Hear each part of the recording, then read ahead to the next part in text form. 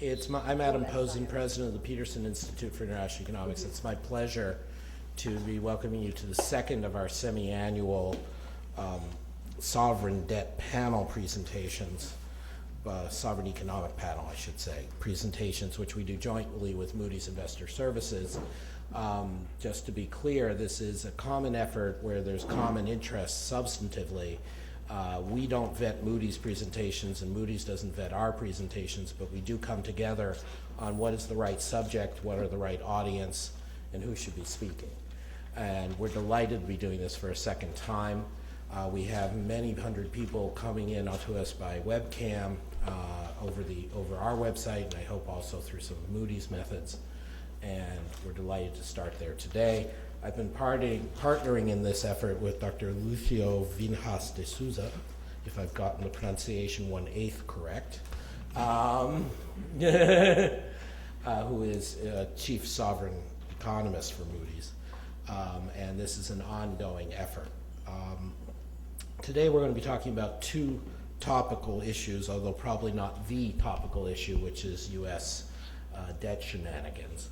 We're going to be talking about two other important issues. We're going to be talking about the effects of quantitative easing tapering on world markets, on debt markets, how it differs across countries, and take that through. Lucio and then I will speak on that. And then we're going to be discussing, surprising to everyone except perhaps our colleague Jacob Kierkegaard, stabilization of conditions in the euro area. Moody's has just come out with a very exciting report that actually does a very nice case of taking through some of the structural reforms and their benefits in euro area. And Jeremy Zettelmeyer, who's with us for a few weeks, will also speak on these issues. Jeremy is a non-resident senior fellow here at the Institute. In his other life, he's the deputy chief economist of the European Bank for Reconstruction and Development, and is a noted economist and scholar on issues of debt crises and recovery from them. For our first, as it were, panel, it will be Lucio, myself, and since I cannot be, like a central banker must be bound to the mast, I cannot be trusted to keep my own time. We've asked Richard Cantor, who's chief risk officer for Moody's, to chair the first session. So Richard, it's up to you if you want to come up or you just want to hold up signs when we start running out of time. Great. Lucio, please.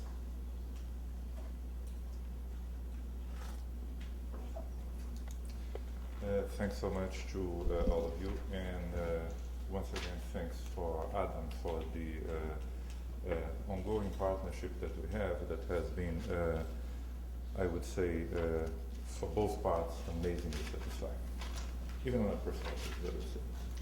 Now, what I'm going to be talking to you now is effectively a report that we put out 2 weeks ago, talking about the real structural question that we have in terms of the U.S. economic goals, not an artificial crisis which is created by political posture. That is real, that's structural, that will happen, right? The other stuff, not real. So,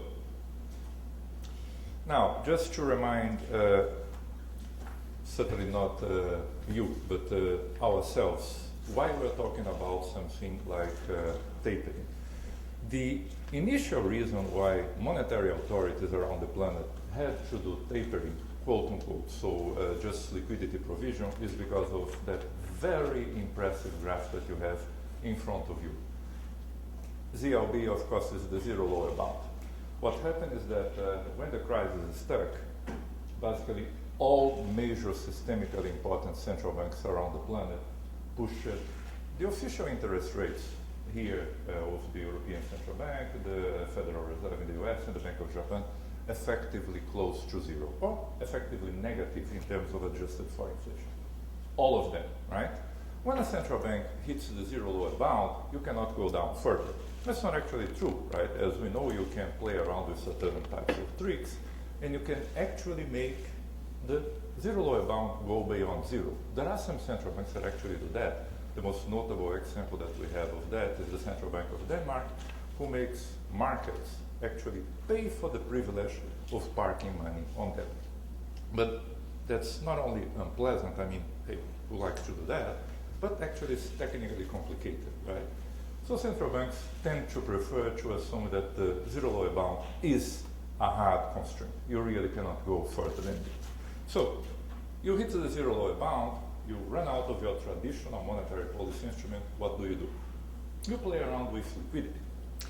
And that's essentially what central banks have been doing. That is the best visual representation that I can think of as the expansion of liquidity. And once again, if you take a look, you see that this has been systemically across the large central banks, the systemically important ones on planet Earth. All of them had very significant increases of the size of their balance sheets in relation to GDP. Roughly speaking, they more than doubled.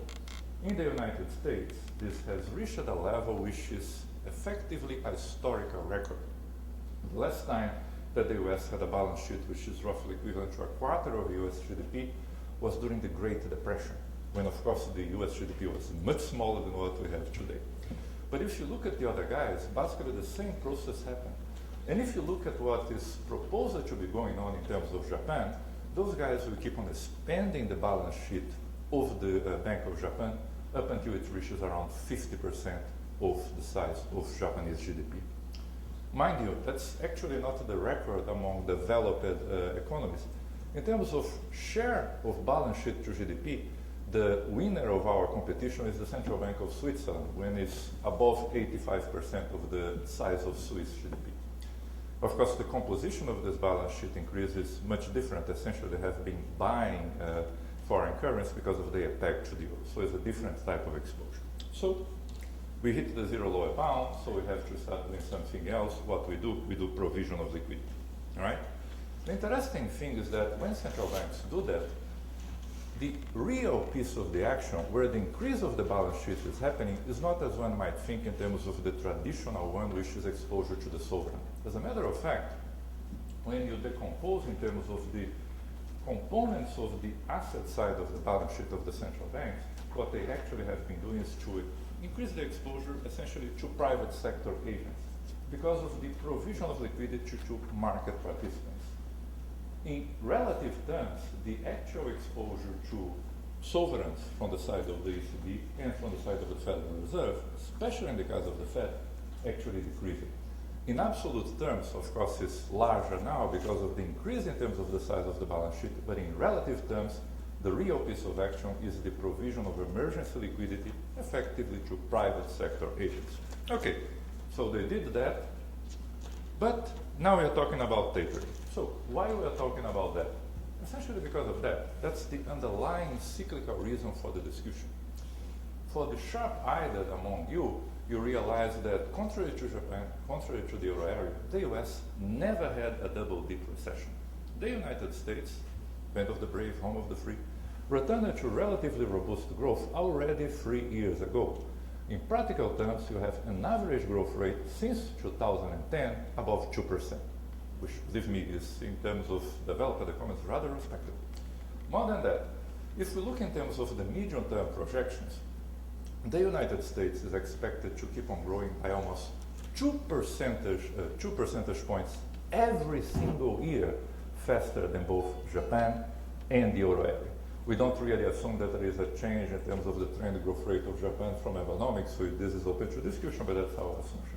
So, in practical terms, the cyclical reason why the United States had to do what it did in terms of monetary policy and monetary policy actions that were unusual, essentially is not really there anymore, right? So that's the underlying reason why we are talking about tapering now.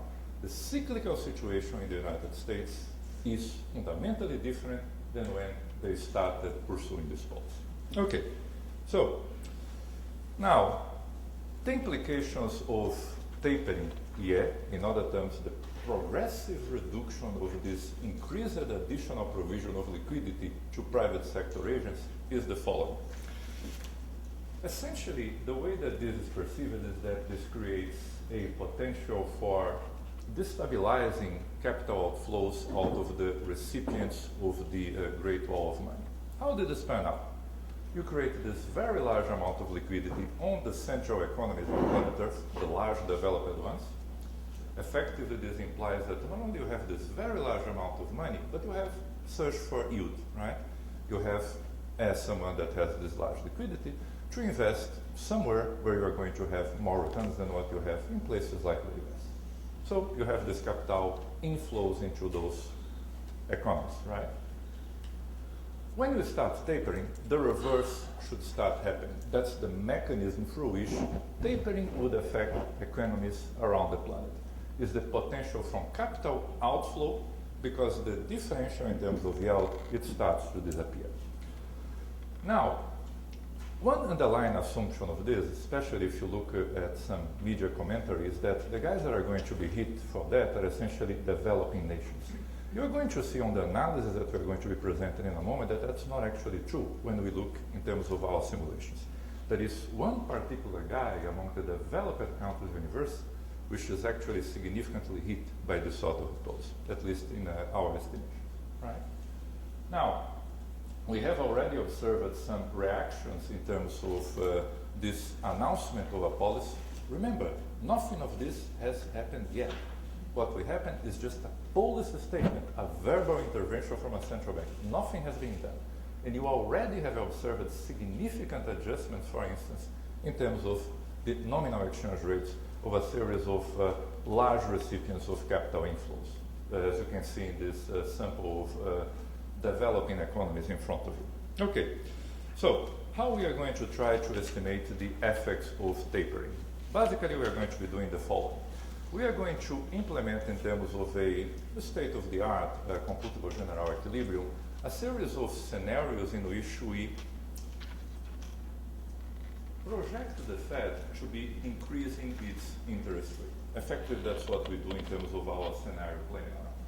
Because the speed of the adjustment, how fast the Fed will bring the interest rate up, is unknown, we do that via a series of scenarios. Visually, they look like that. Essentially, what we are doing here is to estimate a hike scenario, quote unquote. You can think of this in terms of the assumption that markets truly are rational, right, and forward-looking. You know that the Fed will eventually have to increase interest rates. Because you know that, what you do as a forward-looking market participant is that you immediately bring the interest rate to the desired long-term level of the Fed. That's what we call the hike scenario. Think of this as Fed starting tapering now, and it stays like that until the medium term. The second scenario that we estimate there is one in which the speed of this adjustment, the tightening of the Fed, effectively emulates the time frame of the last tightening episode that we have of the Federal Reserve, the one that was pursued in 2004. And the low scenario is one in which we have a slower profile of adjustment from the Federal Reserve, effective one that lasts all the way until 2016. And we estimate the differences in terms of GDP growth and another series of variables between our benchmark, which effectively is a much smaller, a much slower adjustment of those three different scenarios. Okay, now what happens when we do that? I will present this visually to you here because, hey, figures are always nice to note. So, what you are seeing here is the following. Albeit the assumption that developing countries are hit in absolute terms more than developed countries is absolutely correct, you can think as this in the following terms. The cumulative GDP loss for our developing countries universe between now and 2016 is roughly 3 percentage points, right? While the one for developed economies is, say, 1.5, roughly half of that. So the size of the hit in absolute terms is larger, but not in relative terms. Effectively, what this is showing to you, because the trend growth rate of developed economies is much smaller than developing ones, is that if I were to quantify this in terms of growth loss, developed economies lose about 1 year of growth because their trend growth rate actually is quite low, it's around 2%. Developing countries, because they have a much higher trend growth rate, they, on relative terms, actually hit much less. Say, if developed economies, they lose about 1 year of growth, the aggregate of developing economies lose about 6 months, right? So the relative size of the hit actually is greater for developed economies. And this essentially happens because of one country, right? that is just the numerical part of what I told you. The guide is essentially, to a significant degree, driving the results of the losses for developed countries is Japan. Why this is happening? You remember the picture that I showed to you earlier of the increase of the balance sheet of the Central Bank of Japan. The implication of that from the point of view of the Japanese economy is the following. You have an increase in inflation in the Japanese economy which prevents the full adjustment of the yen. So they have a significant competitiveness loss which feeds through into a significant loss in growth for Japan. This is compounded by capital outflows. Thanks for that, Christian. That will be very fast. That is the underlying reason why Japan is hit so strongly and why the universe of developed economies is actually significantly hit. It's because of the stated economic policy of the Japanese government. And of course, we believe in the statements, right? We always believe in what governments tell us. Now, in relative terms, when we look at the developing regions, the outcomes are somewhat more intuitive. One would expect Latin America, which has significant degree of financial integration to the United States, and therefore has been one of the great recipients of this wall of money, to be the most strongly hit in terms of developing economies. And that is what is estimated in our exercise. Not only that, if you take a look at those two different projections, the one on the top is for LATAM, the one here is for developing Asia. Not only the hit for Latin America is significantly stronger, it lasts much longer, right? Effectively, by 2016, if we're looking at the universe of Asian developing economies, basically have been brought back to trend, right? That's still not the case in Latin America. So the hit is harder and remain there for longer. Now, this is essentially just an expansion of what I just told you in terms of the relative losses that you have in terms of GDP. We do other estimations which are on the paper that you have on the package, which looks at the effects in terms of, for instance, current account balance. And what you have there is that the outcome is a very economic one, so it depends, right? Essentially, if you are a country that has, for instance, a flexible exchange rate, you can have beneficial effects in terms of your current account position, even if you are hit negatively in GDP terms. Now, two things that I should put in terms of what you have seen. It might have looked impressive in terms of the hits that I showed to you, but when you look in relative terms, effectively this is a relatively small effect and is always temporary. Because essentially what we're talking about here is a sort of adjustment back to what should be the long-term values of those variables in any case. So this is just a transition cost when you're going back to the normal, quote unquote. So it's relatively small and it's always temporary. Also, this is conditional. This is an estimation. Why? Because countries have tools to react, right? If you know that there is an incoming train going in your direction, you can do many things. One of them, jumping out of the tracks, right? Countries that have policy tools and that have buffers, they can, in one way, counteract the effects of those estimated effects. And you have seen exactly that. If you look at countries that have, for instance, floating exchange rates, that have large amounts of hard currency reserves, which incidentally is a good description of what is the developing universe nowadays. Developing countries since the 1980s have become essentially floaters by and large and have accumulated large amounts of hard currency reserves. They have policy tools to cushion the shock. And what they have done so far? Exactly that. They have used the policy tools to attempt to cushion the shock. So, regardless of the relatively impressiveness of the results that I showed to you, we should always remember the losses are temporary, they are relatively limited, and they are estimated ones, because countries can do things to cushion the shocks. That's the link to the paper that you have in your folders, and I look forward to your reactions to our presentation. I think that now we have you back. Thanks so much, Bud.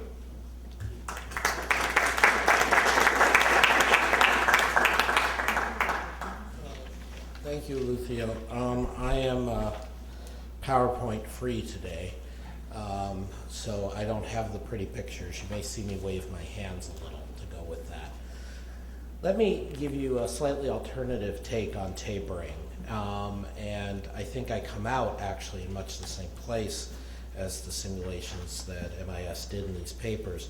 But I want to give you a bit more of sort of the central bank perspective, the monetary policy perspective on it, particularly in light of our new incoming Fed chairman and our surprise in September, or at least was surprise for many people. Now, Lucio says, and many people say, at some point you have to raise rates, and that is of course true, unless you become Japan and the economy never gets back to normal. But now that the Bank of Japan is actually doing quantitative easing in a meaningful way, I am hopeful that that will cease in Japan. I think it is important to recognize a couple truths, though, just a couple operational details that matter. The first is that when Lucio puts up the bar charts with the stacked bars, that see my great hand motions, about the share of where things go, he understandably doesn't break down treasuries or government bonds in different categories. But it was critically important that in Japan for years, as they were expanding their balance sheet, they were buying very short-term government bonds. They were buying government bonds 3 years or less, totally, mostly 2 years or less. And as Kazuo Ueda and Bob McCauley published at the BIS, when you document this with the QSIPs, it shows you why quantitative easing had very little impact in Japan. Because if you believe, as most of us do, who believe in quantitative easing, which is a separate matter, that the main way it happens is through influencing people's portfolios, taking long-term investors and trying to shove them out the yield curve into other assets. It matters a great deal whether you're buying cash or whether you're buying assets that actually induce substitution. So I think it is an important piece, not necessarily for the longer run projections that we had here, but it is an important piece of the story to pay attention to what they buy. And that is going to be part of the taper story in any country, because it depends how much you are willing to sell off in a given market, how big an intervention you are to have. In particular, while I was at the Bank of England on the Monetary Policy Committee, we had a lot of internal debates about whether we should be buying something other than gilts. And I was pushing very hard for much of my time there for us buying other things, preferably securitized bundles of small business loans and such. Now, leaving aside my own particular hobby horse, what was important about the debate, in a sense, was the way it was conducted. So there were sort of two levels on which the debate was conducted. One level of the debate was, all that matters is the size of the balance sheet. It actually doesn't really matter that much what you buy. Actually, there were three levels. This middle level was, well, there are certain things we might want to buy, but operationally it's very difficult. So, for example, in the United Kingdom, the corporate bond market, despite Moody's and others' best efforts, is very, very thin for domestic corporates. And if the Bank of England had gone in on any scale, we would have essentially bought up the entire corporate bond market. And for operational reasons, that seemed like a bad idea, as even I was willing to admit. And then sort of the third level of the tapering discussion, or excuse me, not the tapering, the QE discussion, was the central bank independence question. And that was present in the UK, but not front and center the way it became in the US. In the US, with Congress, which, as we can see, exercises good judgment at all times, with Congress, there was a repeated concern that if the Federal Reserve was buying things other than treasuries, it was getting into fiscal policy. It was getting into allocative choices between different interests in society, and therefore this was to be frowned upon. Ironically, if you go to the other side of the Atlantic to the ECB rather than the Bank of England, which Lucio correctly by implication shows is not a systemic central bank, if you go to the ECB, they made the exact opposite choice, which was it's much better to be buying bundles of privately placed paper from French banks than to be buying government bonds, because when we buy government bonds, we're bailing out the sovereigns. So it's just an interesting thing to note in this context of when we talk about interventions of governments into markets, that the political context can completely change even among supposedly similar central banks who, as Lucio points out, are reacting to similar challenges. So what does this have to do with tapering? And then I'll get to the international aspects. So as we unwind, as central banks should not stop using we. I'm here now, and I'm definitely not a candidate for any Federal Reserve offices. As we unwind these positions, how should you think of it? And so one point that's been thought about in great detail is this question of when you move interest rates versus when you move your asset purchases. And interestingly, the Federal Reserve and the Bank of England have gone in completely opposite directions. So a couple years ago while I was at the bank, we made a statement ahead of time, more ahead of time than we would have liked. When that glorious day comes that the economy recovers and we will have to tighten, the first thing we will do is raise interest rates. And we will raise interest rates as high as we have to. And then at some point when we know the economy is back in normal times, we will sell off the accumulated extra assets over several months with a very long-term plan. In the Federal Reserve case, it's gone the opposite way. It's been made clear that we're going to taper purchases, and if necessary, we'll start selling off assets before we start raising rates. Again, it's a subtlety, but it will have some effect on the way the markets digest these things, and it's worth keeping in mind. I think moving on to the more broad macro picture, the key thing to be understood is as confused as markets and most of us observers have been by the Federal Reserve has been stupefied by the response of markets to its behavior. And let me try to explain, as I've tried to explain to some Federal Reserve officials, what I think has really happened. So Ben Bernanke, our outgoing chairman, deserved of much praise and thanks from all of us, gave his press conference in May and was seen as saying tapering is coming. As a very few smart people pointed out at the time, if you listen to him, it was actually sounded the opposite. It was, here are the following 17 hurdles we'll have to get through before we're going to think about tapering. That was the dovish, in a sense, some people interpret it as a very dovish statement. And then, of course, we had all the subsequent recasting that made the markets convinced that it wasn't going to be that way. But I think what was really the disconnect between the Fed and the markets was the Fed was so focused on this forward guidance notion and the idea that if we the Fed were to explain our reaction function, everyone will be calm and they'll understand. Moreover, we're going to get an extra instrument because we're going to commit to keeping interest rates lower for longer, and if we explain it right, people will understand that and we'll have great effects because of this. If I'm sitting there at a hedge fund, God forbid, if I'm sitting there at a hedge fund trading treasury securities, at any given moment, I think there's some distribution of possible Fed actions. They say they're going to taper, I immediately chop off this tail of the distribution of possible Fed actions. They're not going to do any more expansion for the foreseeable future. So I now have a distribution that looks like this. The mean and the mode and the moment of that distribution all shift towards tightening. And that's exactly what happened. And the markets rightly perceived the ruling out of loosening as effectively a tightening because you couldn't believe the cheap talk they were saying. And for whatever reason, even though this is the way many hedge funds and many investors and fixed income investors talk about this, the Fed just couldn't understand this. And to this day, resists this.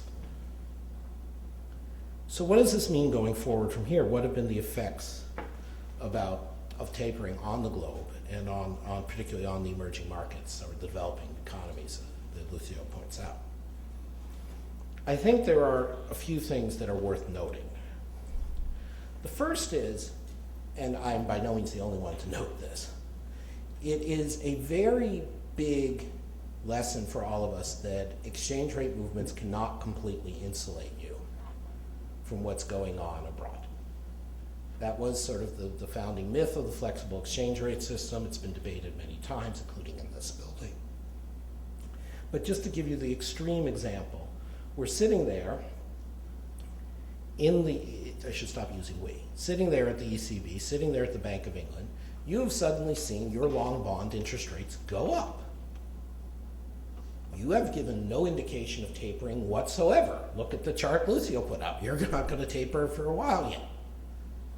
And yet, you've seen a tightening in your money markets. Why is that? Because the Fed's tightening. Well, shouldn't, according to uncovered interest parity or something good like that, your currency go down to compensate for the fact that everybody knows you're not tightening now?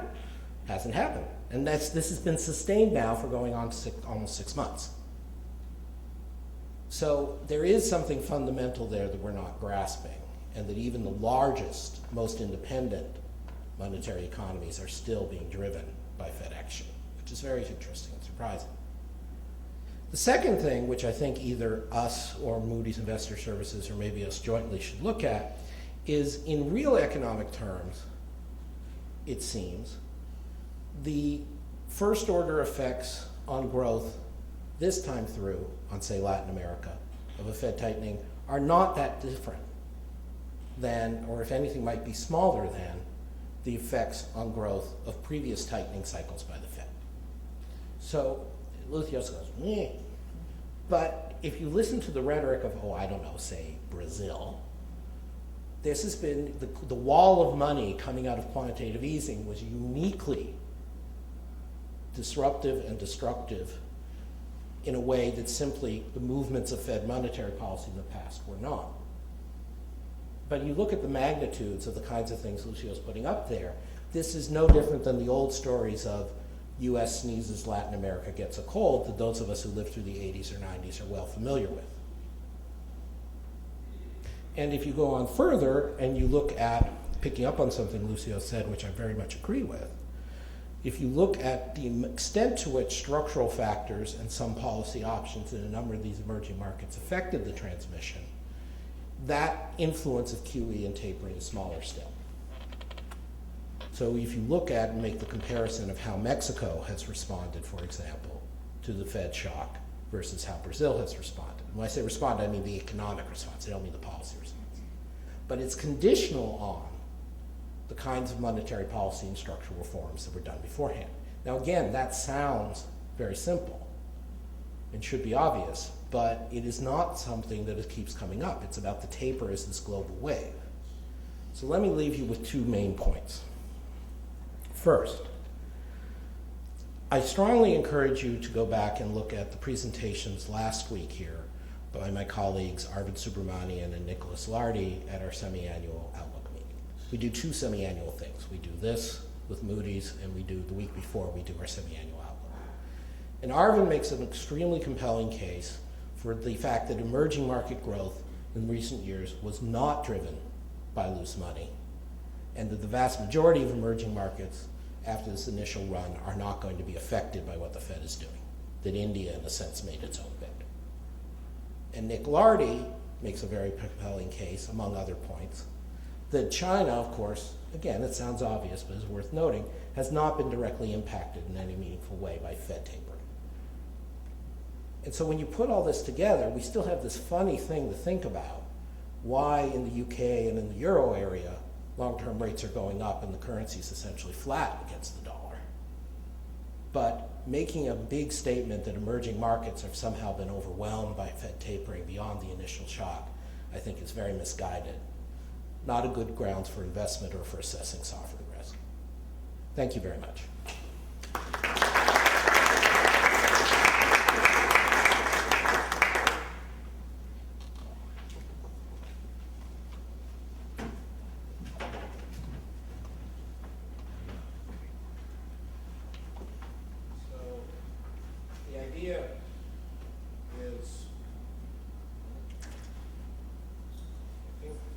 You've done it? Yeah.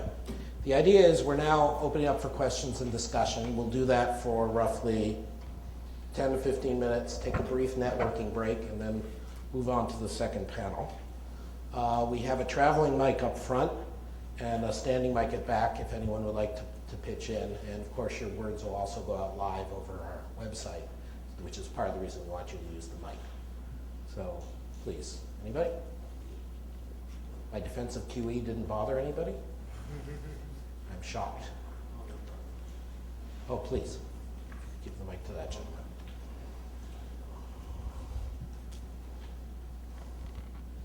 I have two questions.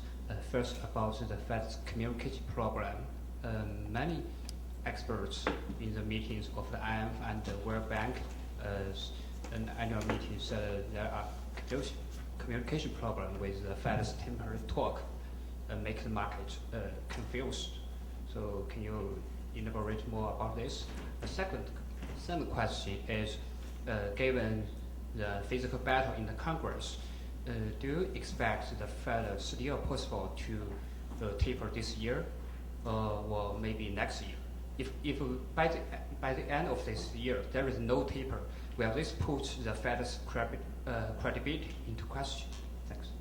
I mean, I'm happy, but you may want to comment a bit on at least the U.S. budget situation.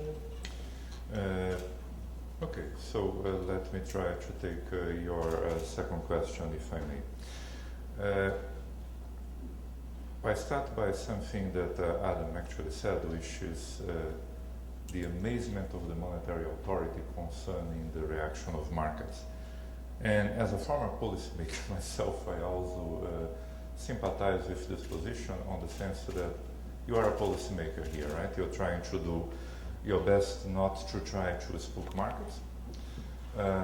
On the previous lessons of the previous tightening episodes of the Fed, markets tend to remember the so-called bad exit of 1994 in terms of tightening episodes of the Fed. As you are aware, what they did after that, namely Alan Greenspan, who was responsible for the tightenings of 1994 and 2004, was to create a communication policy for monetary policy decisions that was designed to try to make sure that market participants kind of got to what the monetary policy was all about, right? And on my reading of the actual statements of Ben Bernanke that unleashed all that, I mean, the guy was effectively sticking to script in terms of what he was supposed to do, right? The Fed has been quite transparent in terms of what the triggers are for the tightening part of its monetary policy tool, not the withdrawal of liquidity. This is a more qualitative call for them, but in terms of the actual numerical targets, I think that they have been extremely transparent, right? Given that this is out there, that markets have been informed of that, and at the same time, the Fed has been making very clear that economic conditions, and particularly fiscal situation in the United States, would affect the timing of tapering, I would not expect this to be anything more in terms of the actual beginning of the process of tapering than a delay of a few months, right? If I were looking in terms of a timing for the actual beginning of policy sections, I would not have interpreted that as being more than a delay of a few months. Now, picking that app to the fiscal situation of the United States, but just going back to this freedom of maneuver of the Federal Reserve. Imagine what we would have had in terms of market reactions if you had shut down, right? If you have discussions about capping of the capacity of the United States to actually issue debt, and you had actual tapering going on at the same time that all of this was happening, right? The Fed clearly made a statement a few weeks ago on the last meeting of the FOMC in which they signaled already that they were not going to engage in policy actions, one of the reasons for this being the fiscal situation of the United States. Now, on the specific situation, I will be very brief here to give you time on that. The position that we have been conveying concerning the fiscal discussions of the United States can be summarized in the following. Shutdown is not a significant worry from our point of view. The real question that would brought concerns to the table is effectively the non-raising of the debt limit in the United States. The time frame for this is not what have been necessarily been conveyed by the Department of the Treasury. The US has a considerably different fiscal position than when you had the last shutdown. The amount of need for issuance to covering the needs of the United States now is considerably smaller than when you had this for the last time. when you had a shutdown 2 years ago, that was roughly 40% of your expenditures that needed to be covered by essential issuance. This has more than halved now, it's only about 20%.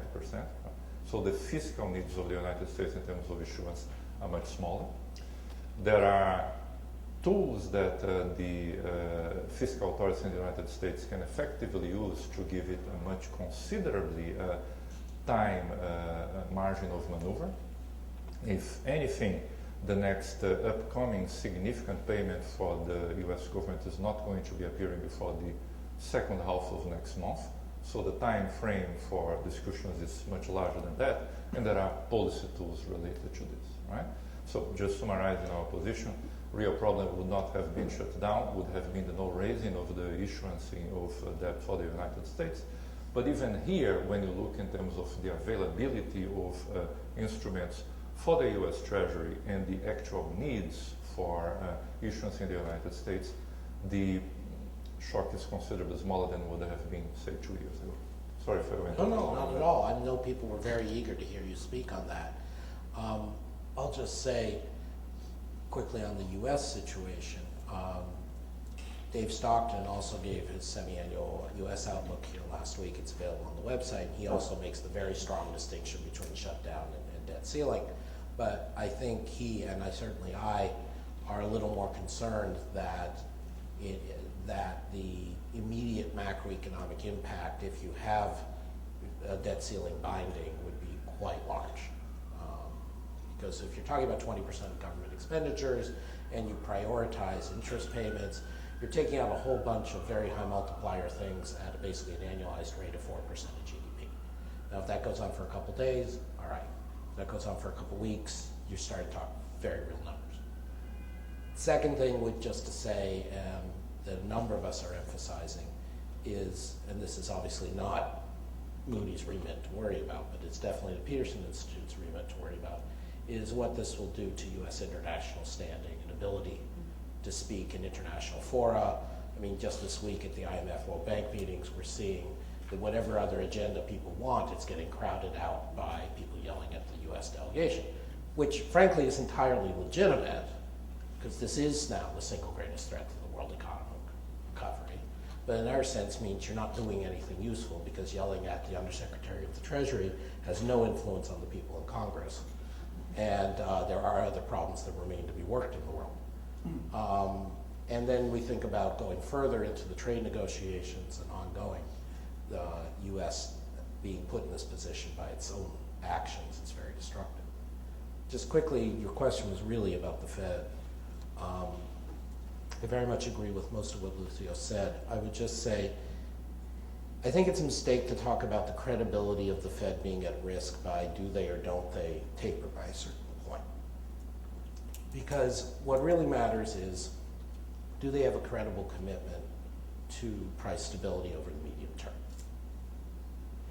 And so if they were to do it by, well, we've talked about tapering and we haven't tapered yet, and therefore we have to man up, as it were, to use an inappropriate expression, and taper whether or not we want to, that would be insane.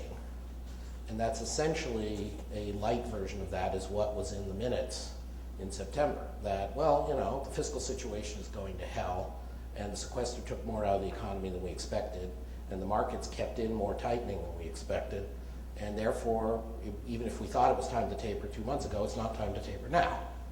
And I think that that's fine.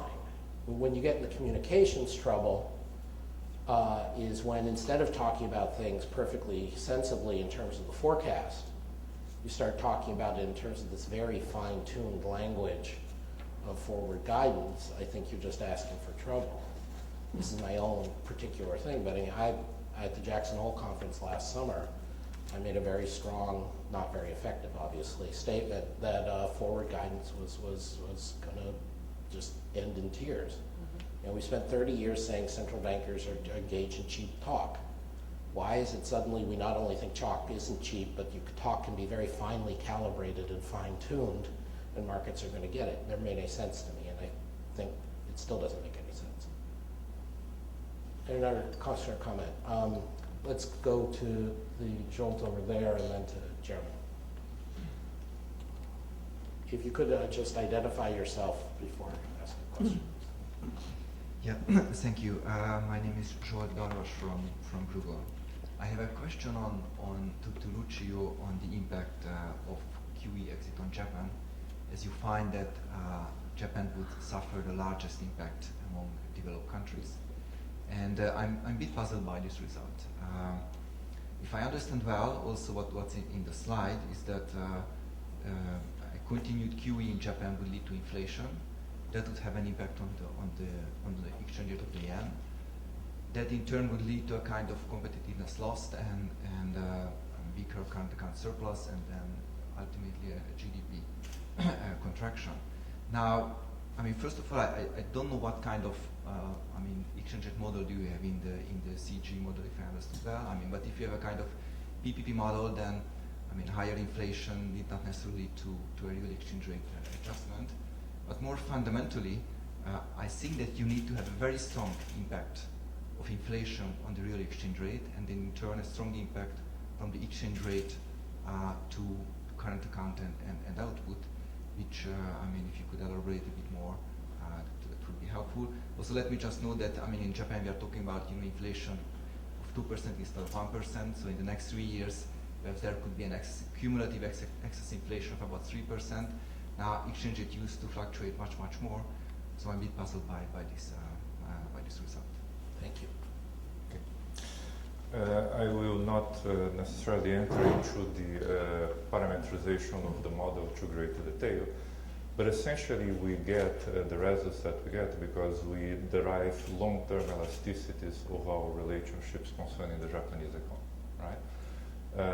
You can assume that if you use a different time frame for your parameterization, the results would have been different, but then again, you should not start playing around with models just because they give you results that you don't like, right? We try to be as consistent as we can in terms of the individual countries that we have in our modeling framework, so that we don't put ourselves in a situation in which we start fishing for results out of the data. Okay? As concerning the particular results for Japan, one thing that we did try to reflect, and that is something that I personally think drives the results on the data, is to imbue the stated intentions of the Japanese Monetary Authority between now and 2015, namely this very large increase on the balance sheet of the Japanese central bank and the pass-through that you have in terms of inflation. That was likely the only counter in the model in which we imbued this particular reaction function of the monetary authority, simply because we have the stated intention of the central bank of Japan. If we essentially had a similar reaction function to what we had through other central banks, likely the result would have been much more muted. Very interesting. Jeremy, I think, was next. The microphone's coming to you. Yeah, so I just wanted you to maybe elaborate just a little bit more on the abuses and uses of forward guidance. So what seems, pretty obvious, from everything that has happened and just from the general logic, is that it's a very bad idea to use forward guidance to accelerate a turning point in monetary policy. It's a bit like announcing that you're going to devalue in 9 months from now, right? You're going to get the run right away. Now, does that mean it's always bad? So, for example, in the UK, as you well know, Mark Carney has been trying to, in some sense, fight the implications of forward guidance in the US by having some forward guidance of his own with respect to the Bank of England. It hasn't worked very well. But are you? I mean, so is your point really just, look, this is stupid because it's, at best it does nothing because it's cheap talk. At worst, it can essentially add to volatility. Or are there some circumstances where forward guidance is a sensible thing? Yeah, I'm an extreme outlier on this in the community, but essentially I'm your option A, or option B. I guess option A. It's essentially stupid because it either does nothing or it does harm. Let me try to expand on that just briefly. as Lucio just said, we're used to thinking in terms of reaction functions of central banks. Reaction functions of central banks are very reduced form. They don't really capture everything you care about, especially as central banks get to a zero lower bound, so it's not easy to model a simple rule. As you start having financial stability concerns, as you worry about asymmetries, as you worry about bubbles, there are a lot of problems with reaction functions of central banks. Nonetheless, essentially that is not only the way that most markets people and most academics think about central banks, that is, in my experience, not just at Bank of England, but in elsewhere, that is, in my experience, largely the way central bank policymaking committees think themselves. I mean, Mervyn King used to get very upset at times with us at the MPC because we would spend all this time talking about the real economy and trying to make forecasts of the real economy. And he's like, we're a monetary committee. You know, why are we spending all this time talking about this? But you go back to the Federal Reserve minutes, you'll find the same thing. ECB is a little less transparent, but still you will find much the same thing. So where does the communication of forward guidance kick in? So to me, what makes it forward guidance is you're trying to impart information that isn't in the disclosure of what your target is, because that's already out there, basically, and isn't about what your reaction function is. It's that you want to do something above and beyond the reaction function. So that could be, I'm taking bubbles seriously. Or, as I think a lot of people at the Fed intended, and certainly incoming Chair Yellen would say, I want to make sure markets know I'm going to keep rates lower for longer, to try to make up some of this past gap, since I can't get rates down as low as I would have wanted to. This is the Michael Woodford, Gowdy Eggerson forward commitment kind of thing.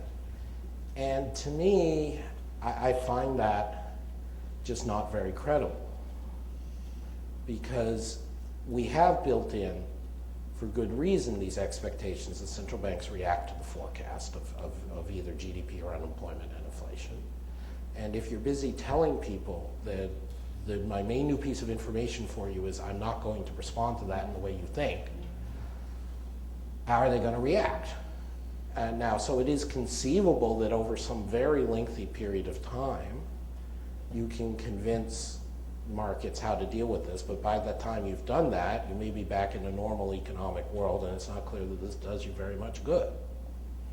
So I had a lengthy debate about 2 weeks ago with my friend Lars Svensson, the former Riksbank governor, who of course believes wholeheartedly in this stuff, and tried to get the Swedish Riksbank to publish all these interest rate forecasts for the individual members and try to ever be more transparent.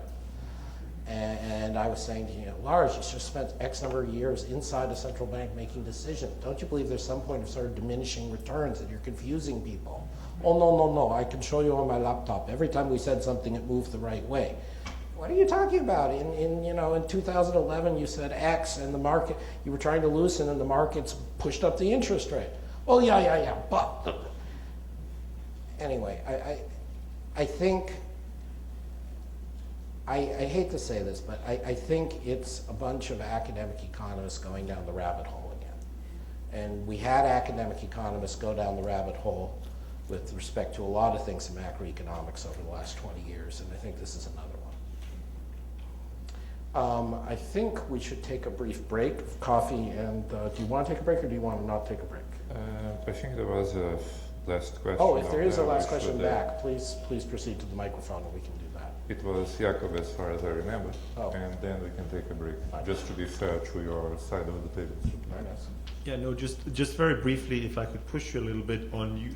You seem to say that you think that the current fiscal morass is only going to be a few months of potential delay for the tapering. Does that imply that you expect the fiscal morass to go away in just a few months? I mean, right now we seem to be heading for this wonderful, credible policy of doing fiscal policy for maybe 6 weeks.